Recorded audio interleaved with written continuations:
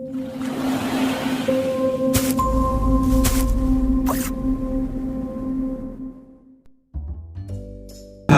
anak-anak hebat semua, kembali lagi dalam channel Tempat Belajar. Tempat belajarnya para juara. Bagaimana kabar kalian semua?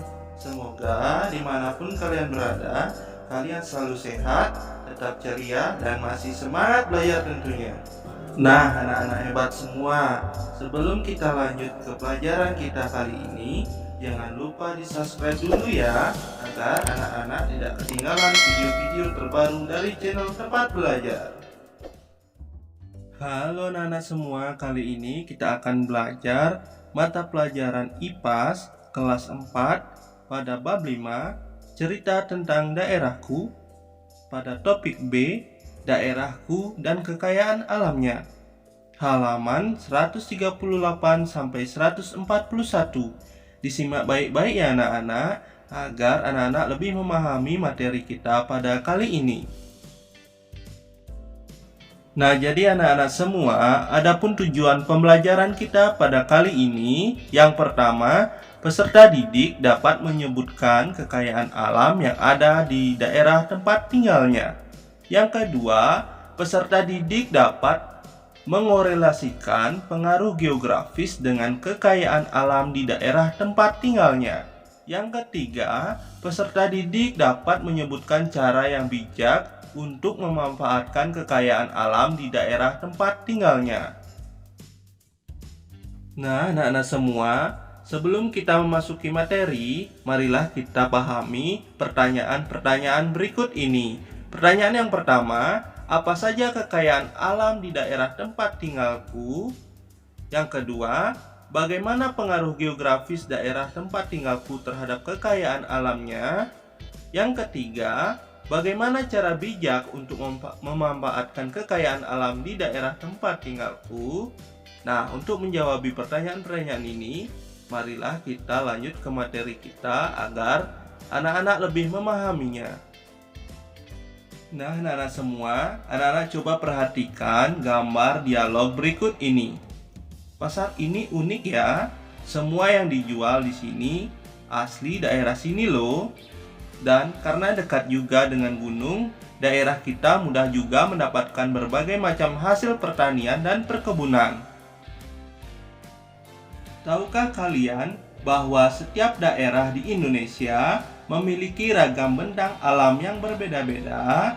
Lalu, tahukah kalian bahwa hal ini pun berpengaruh terhadap potensi sumber daya yang dimiliki oleh masing-masing daerah?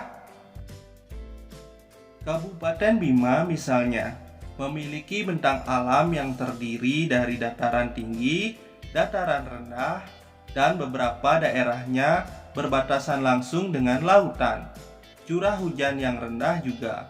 Di dataran Kabupaten Bima, bawang merah dapat tumbuh dan berkembang dengan baik.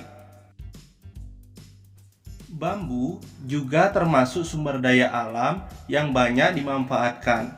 Perabotan rumah tangga, perabotan dapur, dan dinding rumah terbuat dari bambu. Bukan hanya itu, bambu juga digunakan sebagai alat musik dan bahan membuat mainan. Di daerah kalian pasti ada sesuatu yang bisa dan biasa dimanfaatkan penduduknya. Bisa berupa tumbuhan atau hewan. Bisa juga sungai, danau, rawa, gunung, dan sebagainya. Nah, jadi anak-anak semua, jadi penasaran ya, apa saja kekayaan alam yang ada di daerah kita? Yuk kita jelajahi bersama. Nah, anak-anak semua, perbedaan karakteristik ruang di setiap wilayah sangat mempengaruhi kegiatan ekonomi, sosial, budaya, dan pola hidup masyarakat. Misal, karakteristik ruang daerah pegunungan yang permukaan berbukit-bukit, tidak rata tetapi tanahnya subur, sangat cocok dimanfaatkan sebagai lahan pertanian. Berikut adalah beberapa pengaruh kenampakan alam terhadap potensi kekayaan alam suatu daerah. Pegunungan. Daerah pegunungan dimanfaatkan sebagai lahan pertanian, perkebunan, dan kehutanan. Selain itu, daerah pegunungan juga dimanfaatkan untuk sektor pariwisata, rekreasi, dan olahraga. Pemanfaatan daerah pegunungan untuk perekonomian dan usaha meningkatkan kesejahteraan masyarakat. Misalnya, Pegunungan Dieng di Jawa Tengah digunakan oleh masyarakat sebagai lahan pertanian kentang. Puncak Bogor di Jawa Barat untuk lahan perkebunan teh. Pegunungan Bromo di Jawa Timur untuk rekreasi, dan di Pegunungan Jayawijaya di Papua untuk jalur pendakian dan tambang emas. Kemudian, dataran rendah. Dataran rendah dimanfaatkan masyarakat untuk lahan pertanian, peternakan, perikanan, perkebunan, perkantoran, industri, perdagangan, dan lain-lain. Pemanfaatan dataran rendah untuk aktivitas perekonomian misalnya di Karawang, Jawa Barat sebagai pusat industri, Jakarta untuk pusat perkantoran dan perdagangan, di Semarang, Jawa Tengah untuk perikanan atau tambak, dan Provinsi Riau, Jambi, Sumatera Selatan di Pulau Sumatera untuk perkebunan kelapa sawit. Selanjutnya, pantai dan laut. Pantai dan laut dimanfaatkan sebagai tempat pariwisata, perikanan, perdagangan, transportasi, olahraga, industri, dan lain-lain. Contoh pemanfaatan pantai untuk kegiatan perekonomian adalah pantai di Pulau Bali untuk pariwisata, perdagangan, dan perhotelan.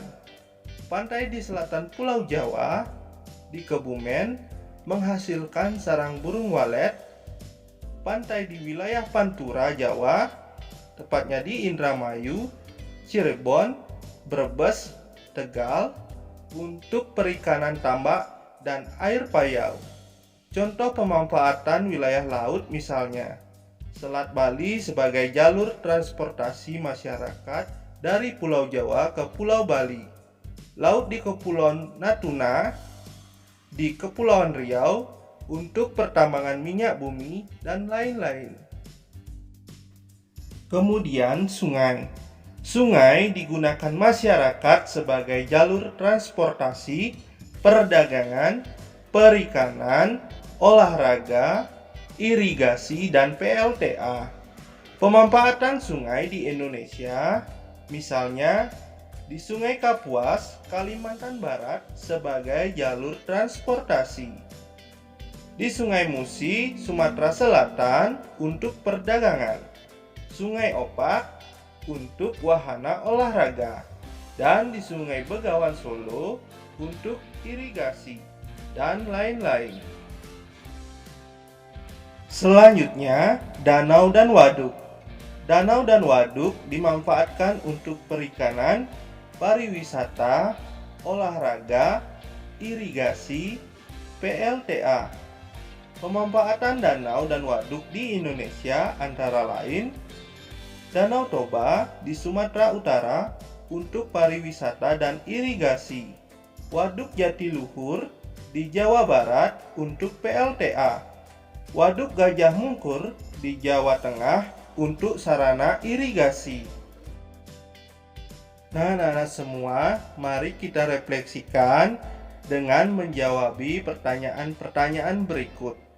Pertanyaan yang pertama, menurut kalian, apa kekayaan daerah kalian yang paling penting? Mengapa? Yang kedua, menurut kalian, adakah keterkaitan antara kenampakan alam atau bentang alam daerah tempat tinggal kalian dengan potensi kekayaan alam yang dimiliki daerah kalian? Coba ceritakan dengan singkat. Pertanyaan yang ketiga, apa saja yang sudah dilakukan masyarakat daerah kalian untuk memanfaatkan kekayaan alam di daerah tempat tinggal kalian? Pertanyaan yang keempat, menurut kalian, seberapa penting mengelola kekayaan alam dengan bijak? Mengapa? Pertanyaan yang kelima, apakah menurut kalian masyarakat di daerah tempat tinggal kalian sudah bijak dalam mengelola kekayaan alamnya dengan baik?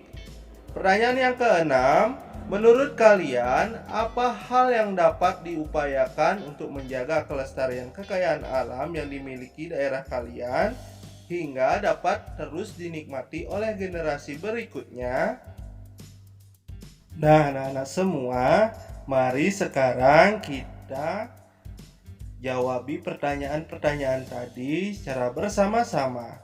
Pertanyaan yang pertama, menurut kalian, apa kekayaan daerah kalian yang paling penting? Mengapa? Nah, dari jawaban ini, anak-anak pasti jawabannya bervariasi, tergantung pada kekayaan daerah masing-masing. Alasannya pun bervariasi, dapat karena menjadi sumber perekonomian untuk masyarakat atau dapat memenuhi kebutuhan masyarakat daerah dan sebagainya. Kita lanjut ke pertanyaan yang kedua.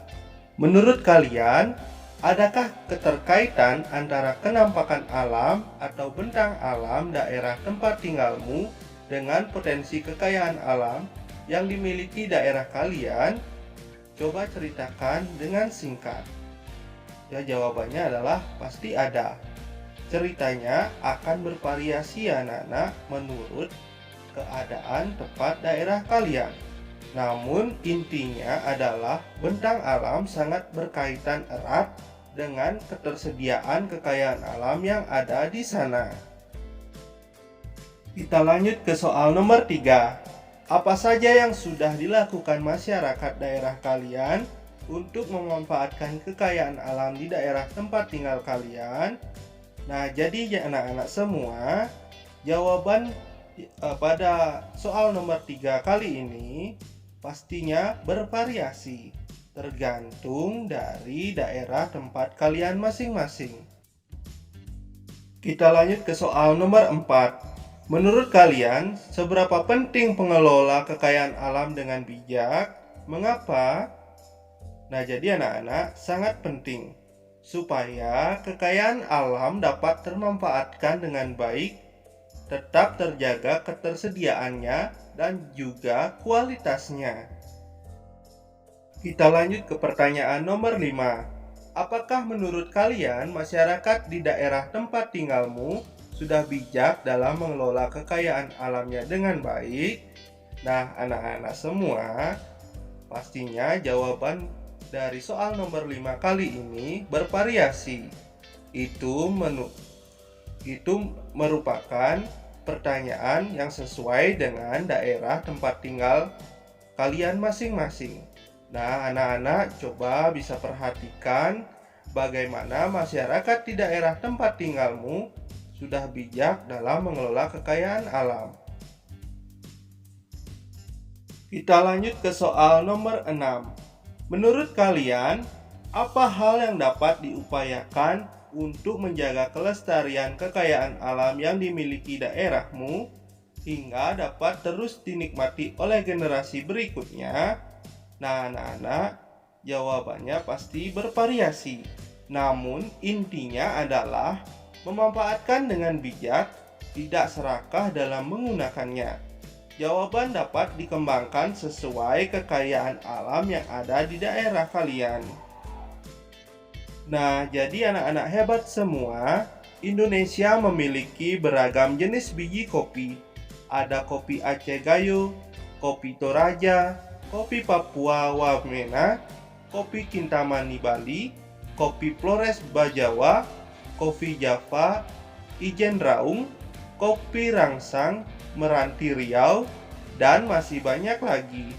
Hal yang paling luar biasa, kopi dari Aceh hingga Papua memiliki karakteristik dan cita rasa yang berbeda-beda. Wah, bagaimana bisa ya? Ternyata hal ini dipengaruhi dari tanah serta ketinggian tempat kopi tersebut ditanam. Nah, anak-anak hebat semua, tidak hanya tumbuhan, Ternyata beberapa hewan pun memiliki lingkungan-lingkungan tertentu untuk tumbuh dan berkembang biak. Itu sebabnya di beberapa daerah kita mudah menemukan ikan emas, tetapi di daerah lainnya kita hanya menemukan ikan bandeng. Lalu, bagaimana suatu daerah tetap menyediakan produk-produk yang tak tersedia dari kekayaan alam daerahnya? Kita dapat mendatangkan yang kita butuhkan dari daerah lain loh. Begitupun sebaliknya. Bahkan kita juga dapat mendatangkan dari luar negara Indonesia. Begitu juga sebaliknya. Nah, anak-anak semua, tibalah kita di penghujung materi kita pada kali ini. Nah, jadi dapat kita ingat kembali apa yang sudah kita pelajari. Yang pertama, ada potensi kekayaan alam di sebuah daerah bergantung pada bentang alamnya. Yang kedua, suatu daerah dapat mendatangkan kekayaan alam dari daerah lain untuk memenuhi kebutuhan daerahnya. Yang ketiga, pengelolaan kekayaan alam yang bijak dapat membantu mempertahankan keberadaannya hingga generasi berikutnya. Jadi tetap semangat belajarnya ya anak-anak, agar anak-anak dapat lebih memahami pembelajaran-pembelajaran di sekolah. Nah, anak-anak hebat semua, berakhir sudah pembelajaran kita kali ini ya. Semoga melalui video tadi anak-anak bisa mengerti dan memahaminya ya. Jangan lupa like, comment, share ke teman-teman kalian, dan juga subscribe channel ini agar anak-anak tidak ketinggalan video-video selanjutnya. Sampai ketemu di video selanjutnya ya. Bye-bye.